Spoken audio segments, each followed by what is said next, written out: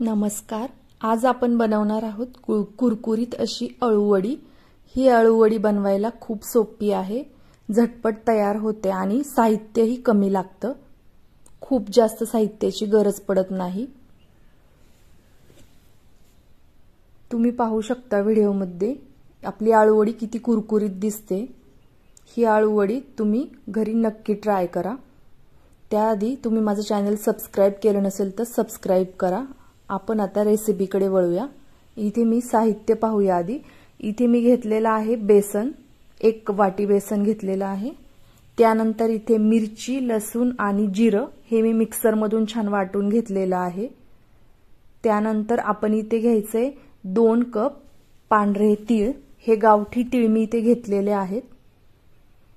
त्यानंतर इथे मी काही कोरडे मसाले घेतलेले आहे. कांदा लसूण मसाला अर्धा चमचा, लाल तिखट अर्धा चमचा आणि पाव चमचा हळद. त्यानंतर इथे पाणी लागेल आपल्याला. त्यानंतर मी ही अळूची पानं अशी घेतलेली आहेत आणि त्याची मागची देठ मी काढून घेतलेली आहेत. त्याची मागची देठ नक्की काढून घ्या, कारण रोल करताना मग पानं मोकळी होत नाहीत. अशा पद्धतीने मी याची शीर मागून काढून घेतली आहे. अशा प्रकारची थोडीशी काळसर पानं घ्यायची, कारण ही पानं गावठी असतात आणि ती घशात अडकल्यासारखीही होत नाहीत. ही माझी घरगुती किचन गार्डन मधली पानं आहेत. आता आपण पीठ तयार करून घेऊ. इथे मी एक भांडं घेतलंय, त्यामध्ये मी घालून घेते 1 वाटी बेसन पीठ. त्यानंतर त्यामध्ये आपण घालूया जो वाटून घेतलेला ठेचा आहे तो मी इथे घालते. त्याच्यानंतर हे कोरडे मसाले इथे टाकून घेते. त्यानंतर चवीनुसार मीठ घालायचे, पांढरे तीळ घालायचे आणि मीठ घालायचे. आता हे सगळं व्यवस्थित मिक्स करून घ्यायचे. इथे थोडं थोडं पाणी घालून हे सगळं मिक्स करून घ्यायचे. पाणी खूप जास्त एकदम ओतायचं नाही, नाहीतर पीठ पातळ होऊ शकतं. थोडं थोडं पाणी घालायचे. हे पीठ मी जास्त घट्टही मळणार नाहीये, कारण घट्ट मळलं की वडी घशात दाटल्यासारखी होते. थोडंसं पातळच मी हे पीठ ठेवणार आहे, म्हणजे खूप पातळही नाही आणि खूप घट्टही नाही, मीडियम पीठ हे करणार आहे मी. पहा इथे अशा पद्धतीने मी हे पीठ तयार करून घेतलंय. आपलं इथे पीठ ऑलमोस्ट रेडी झालेलं आहे. अशा पद्धतीने त्याची कन्सिस्टन्सी मी ठेवली आहे. मी हे पीठ थोडं सैलसरच ठेवलेलं आहे, जास्त घट्ट नाही ठेवलं. पीठ आपलं रेडी आहे. चला आपण एक भांडं घेतलेलं आहे मी ते कुकरचं. त्याला मी इथे व्यवस्थित ग्रीसिंग करून घेतलंय तेलाने, जेणेकरून आपली वडी त्याला खाली चिकटणार नाही. आता एक पान पालतं घालून त्याला असं या पद्धतीने मी पीठ लावून घेते. सगळीकडे पांगवून व्यवस्थित एकसारखं सगळीकडून हे पीठ लावून घ्यायचंय. त्यानंतर एक पान उलट्या दिशेने मी पुन्हा त्याच्यावरती एक पान ठेवलेलं आहे. असेच एक एक करून 7-8 पानं तुम्ही एकावर एक ठेवून एक रोल त्याचा बनवू शकता. तुमच्या आवडीनुसार तुम्ही पानांची संख्या कमी जास्त करू शकता. एका रोलला तुम्हाला किती पानं लावायची त्यानुसार. इथे मी 6 पानं लावून घेतली आणि ते कडेने असे दुमडून घ्यायचे, व्यवस्थित फोल्ड करून घ्यायचे. आता मी याचा एक रोल तयार करून घेणार आहे. असं घट्ट दाबून एकदम हा रोल करायचा आहे, म्हणजे वडी सुटणार नाही. पहा इथे अशा पद्धतीने रोल करायचा आहे आपल्याला. बघा आपला रोल व्यवस्थित तयार झालाय या पद्धतीने. बघा छान रोल तयार झालाय इथे. आता त्या रोललाही वरून थोडंसं पीठ लावून घेणार आहे मी आणि हा रोल आपण कुकरच्या भांड्यामध्ये ठेवून देऊया. या पद्धतीने मी बाकीच्या पानांचेही असेच रोल करून घेते. थोडंसं पीठ मी ह्याच्यावरूनही लावले. चला तर बाकीची दुसरी वडीही मी याच पद्धतीने करून घेणार आहे. अशा प्रकारे माझ्या 3 रोल तयार करून झालेले आहेत. हे 3ही रोल मी आता एका कुकरमध्ये एक स्टँड ठेवून त्यामध्ये 1 ग्लासभर पाणी ओतलंय।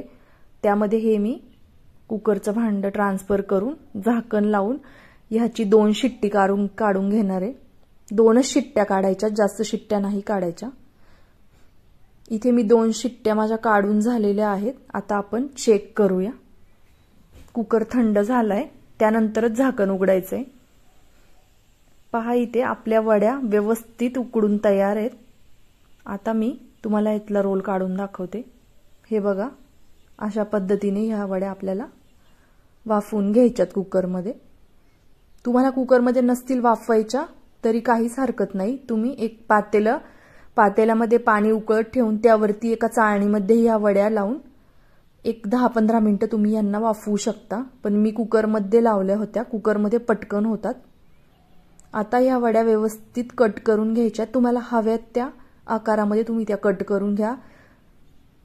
तुम्हाला अजून पातळ कापायची असेल तर तुम्ही पातळ कापू शकता, पण मी इथे मीडियम वडीत कापलेली आहे। जास्त पातळही नाही कापली, जास्त जाडही नाही, मीडियम साईजची अशी वडी इथे मी कट केली आहे। आता मी या सगळ्या वड्या अशा पद्धतीने इथे कट करून घेते आणि मी त्याचबरोबर आधी तेल तापायला ठेवलेलं आहे कढईमध्ये। ह्या मी डीप फ्राय करणार आहे। ह्या वड्या डीप फ्राय केल्यावरच छान लागतात। पहा इथे माझ्या वड्या व्यवस्थित कट झालेल्या आहेत। अशा पद्धतीने या वड्या सगळ्या कट करून घ्यायच्या आहेत। किती सुंदर दिसतायत ह्या वड्या। आपलं तेल गरम झालेलं आहे। या वड्या आता तेलामध्ये सोडून घ्यायच्यात। तेलामध्ये खूप जास्त वड्या सोडायच्या नाही, जर जास्त वड्या सोडल्या तर त्या सुटतात। त्यामुळे जेवढ्या बसतील तेवढ्याच वड्या इथे सोडायच्या आहेत। मी एक 5-6 वड्या इथे सोडून घेतल्या। आता ह्या व्यवस्थित लगेच त्यांना उलटायचं नाही, त्यांना एका बाजूने व्यवस्थित फ्राय होऊन द्यायच्या आहेत, नंतर त्यांना पलटी करून घ्यायचंय। पहा माझ्या वड्या इथे एका बाजूने फ्राय झाल्यात। आता मी ह्यांना उलटून घेते। किती छान कुरकुरीत आपल्या वड्या दिसतायत। तेलामध्ये तुम्ही पाहू शकता व्यवस्थित तळल्या गेलेल्या आहेत।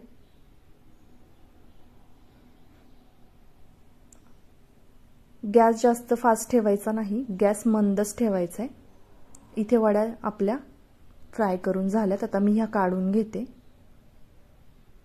एका प्लेटमध्ये मी ह्या वड्या निथळून व्यवस्थित काढून घेतल्यात। अशा पद्धतीने मी ह्या बाकीच्या उरलेल्या वड्याही यामध्ये तेलामध्ये सोडून तळून घेणार आहे।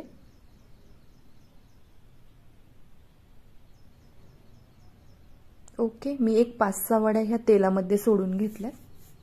आपल्या वड्या इथे तळून तयार आहेत। तुम्ही पाहू शकता ह्या वड्या किती क्रिस्पी आणि कुरकुरीत दिसतायत। ह्या वड्या खूप छान होतात। अगदी साध्या पद्धतीने मी ह्या वड्या बनवलेल्या आहेत। तुम्ही ह्या वड्या बनवायला नक्की ट्राय करा घरी आणि मला कमेंट बॉक्समध्ये नक्की सांगा की ह्या वड्या कशा होतात ते। तुम्हाला माझी रेसिपी थोडी जरी आवडली असेल तर रेसिपीला लाईक नक्की करा आणि चॅनलला सबस्क्राइब करायला विसरू नका। पहा किती सुंदर ह्या वड्या झालेल्या आहेत।